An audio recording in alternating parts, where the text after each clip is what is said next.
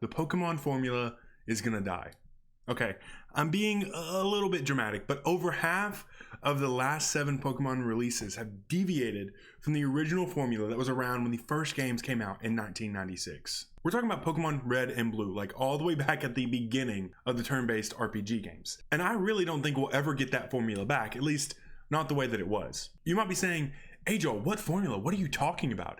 And if that's the case, then this might not be the right video for you, but if it is, I'll give you the quickest rundown that I possibly can before I get to my real point, the real thing that I want to talk about. But first, consider subscribing. It comes with many perks. I just haven't figured out what they are yet.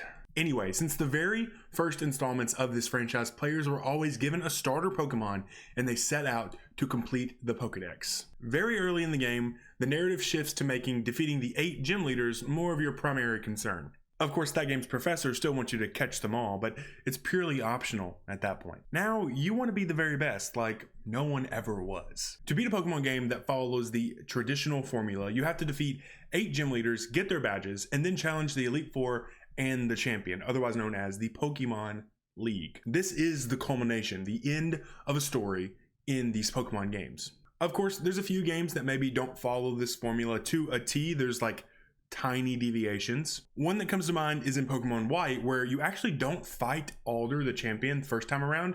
You instead get ambushed by Getsis in Team Plasma, their castle, all this fun stuff, and you have to go back to challenge Alder after you defeated the game in the post game. But by and large, there used to be a formula. We used to be a proper country. Now, more often than not, we're getting away from the story foundation of the turn-based RPG Pokemon games. I'm not saying that in my heart of hearts, I don't like where the games are going. Take Scarlet and Violet, for example. It's got all the main tenets of a Pokemon game. Free starters, some gyms, the Pokemon League, a bad group, like everything you want, right? But in literally every other way, it's completely overhauled. Open world, non-linear-ish progression, side quests, and really so much more. So where am I going with this? Why do I care so much that these games are deviating from the formula that's been tried and true? I mean, I like the new games a lot, right? Well, it's really quite simple. There's just one thing that I really, really want, no, that I need before we enter the new age of Pokemon games.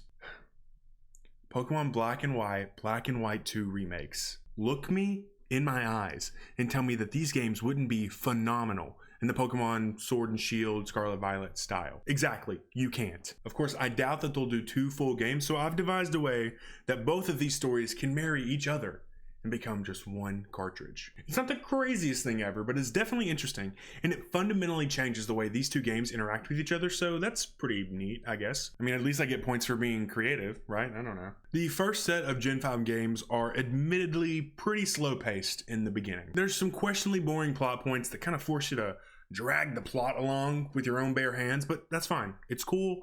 We love some manual labor, right? Totally get behind that. Besides, once you hit the 3rd gym, you're basically going full speed anyway. It doesn't really matter. By then, you've already had an encounter with Team Plasma and you have some Pokemon in your team. You've learned about the legendary Pokemon, kind of. Like, we're in a stride. Like, we're moving forward. Despite the story being pretty nice and picking up, there are some actual, like, functional mechanics that make the game kind of unbearable. And I love these games. The main hindrance as you play is the spawn rate of wild Pokemon. I love running into some little guys while I'm exploring, but holy Jesus freaking Christ, it's insane. It's literally crazy. In the first games of this generation, it's damn near unbearable. You have to use repels, and I don't even really like using repels. It's a waste of money. Waste of money. To make matters worse, I don't even like using repels, but you have to individually turn on or spray a repel every single time. By this point, they haven't added in the like, do you want to use another repel? They didn't add that in. So you're going in your bag every single time to use a repel. Kind of really annoying. Those problems get addressed in the second iteration pretty well. But if they go into the new style, we're probably going to get an overhaul for how encounters work anyway, which would literally make my entire life. It'd be the best thing ever in the world to me. So that's kind of like a non-issue. My point being, these games are really good. And the things that I consider to be bad about these games from a story perspective and like pacing perspective can completely be solved by just tweaking for the new age style. So that's my point. So yeah, overworld encounters where you can see the Pokemon roaming around, that'd be pretty cool. And with this generation having, you know, so many unique Pokemon, it'd be really cool to just be able to see them all out in the wild, choose which ones you want to engage with. I think it'd be really fun. Now, in this game, the routes are pretty direct, as are most of the top-down Pokemon games. but I'd love to see an expansion of them. Let's fill the region out a little bit, not with new locations, but giving more depth to the parts of it that we already have. Because I think we have some really unique places anyway. I just want to see it to be a more full picture. The second set of games in this generation are direct sequels that build on the story from the first games, which is something that's pretty rare in the Pokemon franchise. Take Ultra Sun and Ultra Moon for example. They are sequels, I say with air quotes, because they really are just expanded versions of the first game. It's the same story, just with a little bit more happening late game. So having direct sequels that don't remake the first game in a generation or are tied truly with a later story, again, it's really rare for the Pokemon franchise. This makes it a little tricky when it comes into devising a way to make these two games work in one cartridge. Not only are there new locations in the second game, but you play as a completely different hero that's detached from the hero in Pokemon White, other than the fact that you kind of run into characters that cross paths with them. Set 2 years after the events of the first game, in the second game, Hilbert or Hilda, the main character from Pokemon White, is off, away from the Unova region, kind of looking for N, who actually stayed in Unova. Freaking loser. In Pokemon Black and White 2, you actually get your starter from Bianca, who, if you remember, was a companion in the first games. Then you end up challenging Sharon, the other rival in the first games, who actually happens to be the gym leader in your hometown. Right off the bat, you can tell these stories are interwoven in ways that make it really hard to merge them, but I'm gonna try, so bear with me. To start, we should play from the perspective of Nate and Rosa, the protagonists from Pokemon Black and White 2, but we should start in the hometown of Pokemon Black and White. Why? Well, I'll give you the answer. We're actually the younger sibling of the protagonists from the first game. Of course, the story from the first game is super important to the plot of the second game, so all of those things still happened. But all we remember is that, our older sibling was gone for a while, and they were on the news a few times, and really, now it's just our turn to take on the Unova region. The Memory League feature that's in Pokemon Black and White 2 would be like a de facto part of the plot, because we need those cutscenes and probably even more to really fill out a fuller picture of what happened in the Unova region before we went out on our adventure. I think this can either happen outside of our player's consciousness or through like a function in the game, like a diary or whatever, but either way, we need to be exposed to these plot points so that we kind of understand everything that's going on. Really, how we go about it doesn't matter, I don't think, but an effort does need to be made. Some of these players are going to be approaching this having played the games like I would, so I'll actually know a lot about this plot, but some people are going to be playing it for the first time, and I really think we'd have to throw them a bone, right? We'd have to give them a little bit to latch onto to kind of understand what's happening. The other major problem is that if you're doing your math while you're following along, you realize that there are more than 8 gym leaders technically between the two games. Not even technically, there are more than 8 gym leaders between the two games. Plus, there's 2 normal type gyms.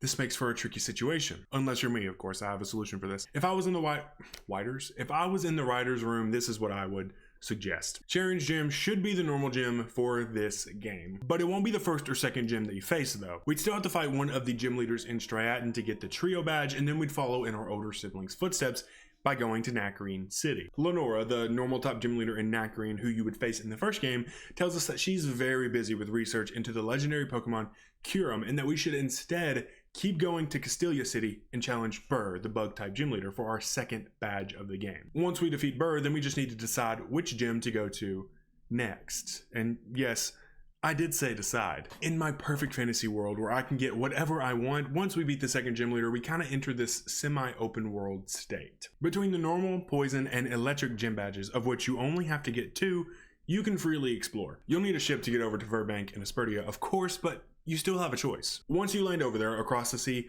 we'll still have that major plot beat that you would have in the second game with Team Plasma and kind of just like encountering them for really the first time. It'll be a little bit bigger deal than it is in the second game, and both gym leaders, Sharon and Roxy, will be there to kind of help you tackle all of these, bad guys running around. Pretty similar to how it is in Pokemon White 2, but just, to get both gym leaders involved. Once you kind of handle Team Plasma, they both tell you, hey, come challenge our gym. We'd love to challenge you in an actual Pokemon battle. You're so strong and you're the next big thing, whatever.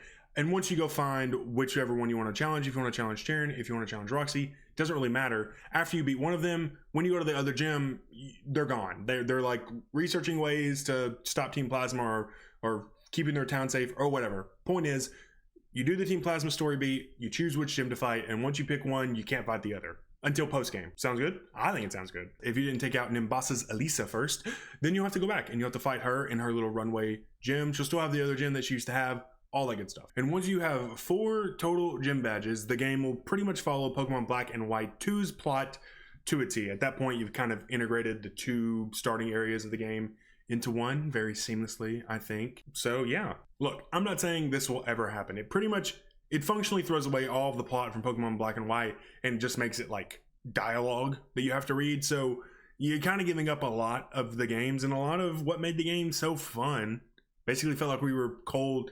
It felt like a soft reboot of Pokemon. Like it was a completely new dex, a new region, very like American inspired. So yeah, there's a lot of charm you're missing out with this kind of remake. So I'm actually pretty doubtful that we'll ever get remakes of these games at all. I just hold a really large bias towards these titles because these were the games that I played first that inspired me to keep playing all of the new releases and go back and play a good amount of the past games as well. I would love to see a reimagining of these games as we start embracing some of the really cool and really new aspects of the modern Pokemon games. That being said, that's all I have to say. Please chime in with a comment down below. I would love to see, what you want to see out of these remakes, or if there's other remakes you want to see, how you would handle the plot. I don't know. Just leave your opinion down below. I love engagement. It's so nice. Don't forget to subscribe. I'm begging you. And I will see you guys in the next video.